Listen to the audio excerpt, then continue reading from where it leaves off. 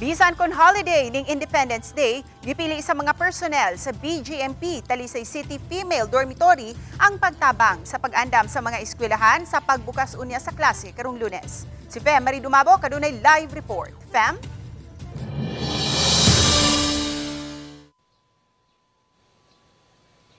Yes, bisan kun holiday sayo kaganihang buntag, gilimpyuhan sa mga sakob sa Talisay City BGMP Female Dormitory ang mga suksok sa usa sa dakong pampublikong eskwelahan sa Talisay City, ang Talisay City Central School. Gisilhigan o gipang-ibot ang bagang mga sagbot diri sa may koral sa eskwelahan. May nagpasadusab nga mga sanga sa kahoy nga gipanguha aron dili maghatag og kakuyaw sa mga batang tinunan. Matod ni Jo1 Karel sa PP, Community Relations Officer sa Talisay City Jail Female Dormitory, nga ning Independence Day, mas gipili nilang mopasiugda og kalihukan nga makatabang sa kabataan. Ilabi na nga posibleng pipila sa mga tinunan sa mga eskwelahan, anak sa ilang mga PDL.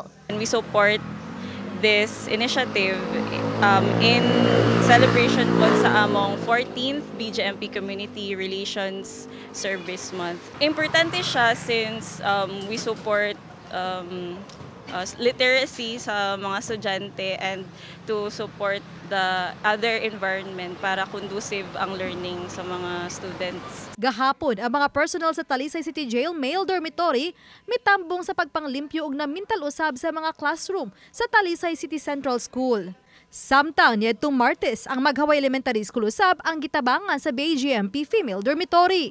Kining pipila ka mga magtutudlo, why holiday? Kay padayon sila ng limpyo sa ilang mga classrooms, ilabi na sa mga gibug-abugan ng mga cabinet o sa uban pang mga gamit.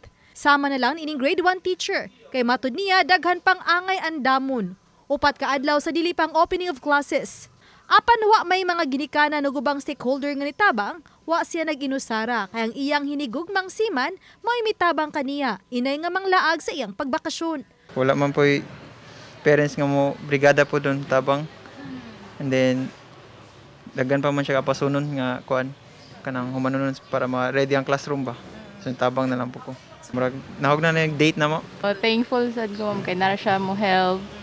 Siya may ni-offer sad kay vacation ba pod siya. Daghan pag makita raman sad nga daghan pag andamonon gid ma'am. Pero ma'am sama, nitabang ato mga ginikanan or bang stakeholders kay? Yes ma'am, nitabang sad sila sa previous days. Kasi narasad sila ugma. Miyawag si Talisay City DepEd Superintendent Dr. Arden Munisit sa mga stakeholders ilabi na sa mga ginikanan nga tabangan ng mga magtutudlo aron sa pag-andam sa ilang mga classroom sa pagbukas na unya sa klase. We are badly in needing the help gapon sa mga stakeholders, sir.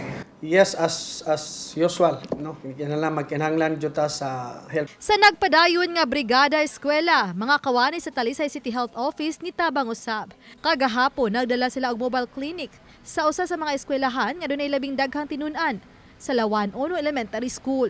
Mato ni Dr. Ray Cesar Bautista, City Health Officer, nga na ang mga doktor sa Rural Health Unit alang sa libreng check-up sa mga magtutudlo, ginikanan, og mga tinunan ug uban pang stakeholders nga mitabang sa pagpangandam sa mga classroom ug sa kinatubukan sa eskwelahan. Aduna sa libreng dental check-up ug ibot sa ngipon ug uban pang basic medical needs. Ang mga sakop sa Anti-Dengue Task Force sa City Health Office ang nisusi-usab sa mga parte sa eskwelahan alang na unya sa pagpagayad og misting operation sa mga musunod nga adlaw. Batok, dengue. Medical check-up sa atong mga teachers o atong mga students and ato silang gipang-enroll sa atong PhilHealth Consulta program. Kanya ni provide sa tao mga medicines for those nga nagkinahanglan. Then may provide sa tao dental services ma'am kalabanan sa atong mga teachers ni avail sa Ses ugma mopaghayon sa ilang misting operation ng mga sakob sa Anti-Dengue Task Force sa Talisay City Health o sa naniini sa Puok Elementary School. Usa sa paagi aron sa pagsiguro nga sa pagbukas sa klase karong Lunes hangtod na niya sa pagsugod gyud niini walay matakbuyan sa sakit nga dengue ang mga tinunan diha sa mga eskwelahan. Ses? Dagang salamat, Fem Marie Dumabo.